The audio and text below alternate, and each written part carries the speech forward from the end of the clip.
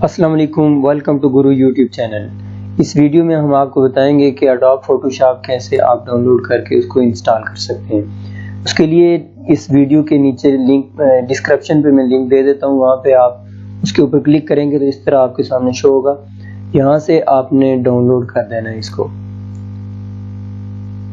यहाँ पर आपने क्लिक करना है। ये देखें यहाँ पर डाउनलोडिंग शुरू हो गई है।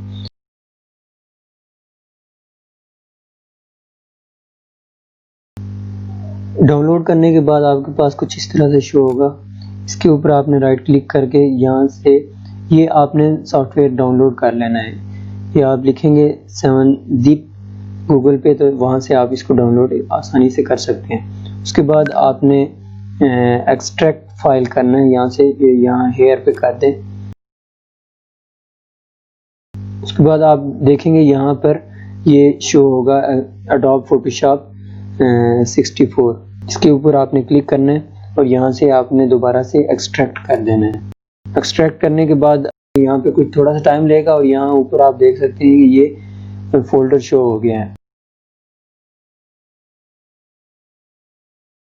उसके बाद आप देख सकते हैं यहाँ पर ये फोल्डर आ चुका है। इसको आपने ओपन करना है। ओपन करने के बाद आप ये नीचे वाला जो है फोटोशॉप पोर्टेबल को आप ओपन करके इसको आप इस्तेमाल कर सकते हैं।